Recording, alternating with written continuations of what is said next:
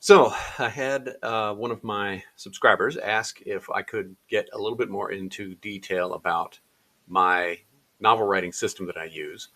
I mentioned one of my shorts that I go through a 7 draft process before I actually consider that finished. So I thought I'd go ahead and get into some of that right now. Now, the questions that I'm getting into today are, what am I doing once I've finally done the outlining? Okay, so like as you sit down and you're ready to actually start writing your novel, this is what I do. Now, I could do another video, I guess, about all the prep work that I do before I even get to that stage, but that wasn't the question. So I'm going to get into this part now, not only for just to answer the question, but also to kind of give you an update on where I am in the process of writing the sequel to King of the Forgotten Darkness. So once I've got my outline finished and I have what I call a scene list, actually that comes from John Truby, but never mind. What a scene list is for me is when you have a paragraph or two describing each and every scene in your novel. So that's what I do. Most of my novels have around between 35 and 45 scenes in them, sometimes a little more. And once I've done that, then I work on the first draft. And the first draft is all about raw material. The only thing this draft needs to do is exist. Get it on the page, move on. Don't worry about all of the stuff. Don't worry, but definitely don't worry about dialogue. If you're stuck on something and you don't know what to do, this is what I do anyway. I'll just bracket it, give a vague description of what it is, and keep trucking. Now, I tend to write about 1,000 to 3,000 words on days that I do write, sometimes more, sometimes less. It kind of depends. So this takes a few months to finish it up. This is kind of what I call the bricks and mortar draft. Okay. Second draft.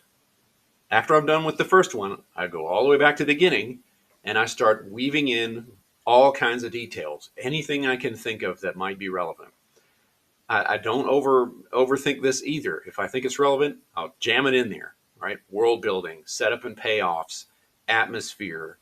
And I always focus this on character impact, though. So it's stuff that I think is relevant to any of the characters that I'm working with. Now, I could do a whole video just about this, like what am I doing here? But let's just say for now that this is my paint in the corners draft. So I'm worrying about getting all the little details in there. This draft is the longest of all of the drafts because I'm jamming everything I can think of but the kitchen sink into this and waiting until later to worry about trimming away all the stuff that doesn't really need to be there. Okay, once I'm done with that, I go to the third draft. So the third draft is my emotional punch draft. So I look at every scene. I ask myself, can I condense this? Can I maximize the emotional impact of this? Can I make the beginning and the end of it more contrasted? How can I do that? I'm looking at pacing, momentum. I try to intensify and smooth it out at the same time.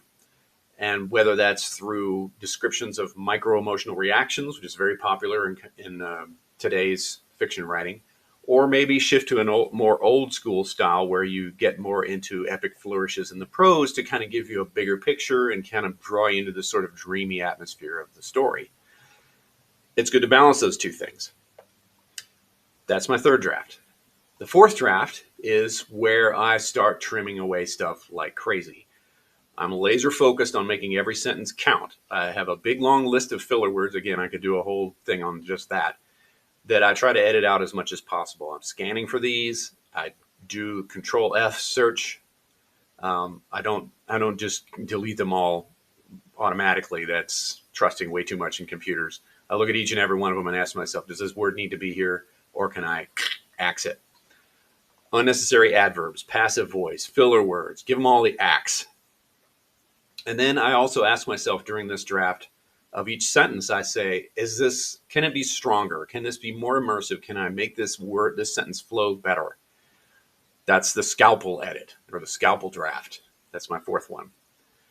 For the fifth one and the final one that I do before I actually give it to somebody else to read is what I call my symphonic dialogue draft. Okay, so the last thing you do, this is what most screenwriters and novelists will tell you, is the last thing is you work on dialogue.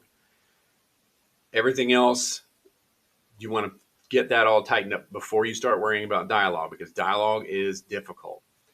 Dialogue, you want to make sure it's voicey, it's succinct. Does it sound clunky? Is it as you know? In other words, you have characters talking to each other about things they both already know, just for the sake of the reader. If you do, you got to axe that.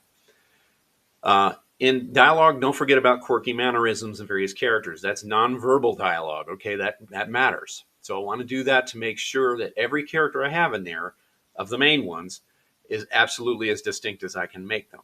Now, obviously, you don't want to overdo this. Robert Jordan is, perhaps infamous for making one of his characters constantly tug at her braids. That's a little quirky mannerism that he just got carried away with, and it started.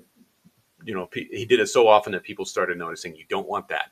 Remember, you want this stuff to be invisible. You want it to be behind the scenes. That's my philosophy anyway. This is the symphonic dialogue. Now, symphonic dialogue is a term I borrowed from John Truby again. I'm a big fan of his work.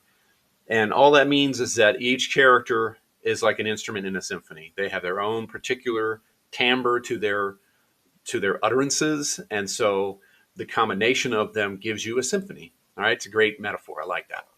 Now, at this point, I'm done with what I'm going to do by myself.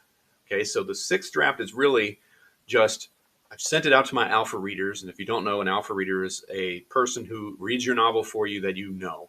So they might be a little bit more generous to you. In my case, they are not. But never mind that. You want keen-eyed readers that are going to, they're not going to BS you. They're going to tell you what they think. So that's really good. So that's my alpha readers. I let them take a look at it. Then I go back over all their notes and I say, all right, what do I need to fix? What do I need to change? Some of the feedback is maybe off base of what I'm trying to accomplish. And so I don't necessarily use it, but all feedback is good. You thank them for the feedback. You don't argue about it. You just take it and roll with it. Then after I'm done with that is the final draft. So I send it out to beta readers. Now, beta readers are people who don't know you from the man in the moon. You find them online, you send it to them. Sometimes you do a beta read swap. You'll read their stuff. They'll read your stuff. And then you take the feedback that they give you, again, with a grain of salt. But oftentimes it'll be really, really good stuff. And you go back and edit and do that final seventh draft. That's what I do anyway, based on that feedback. And at that point, now, I'm ready to query agents and publishers after having done all this kind of stuff. So there you go. That's the 7 draft system that I use. Maybe it gives you some insight into how I write. And for anybody out there wondering, I am currently on step 2 of this process for the sequel to King of the Forgotten Darkness. And I will be revealing the title for that novel here shortly in the near future or so. So stay tuned for more of that stuff. Like, share, subscribe, blah, blah, blah. And I'll see you later.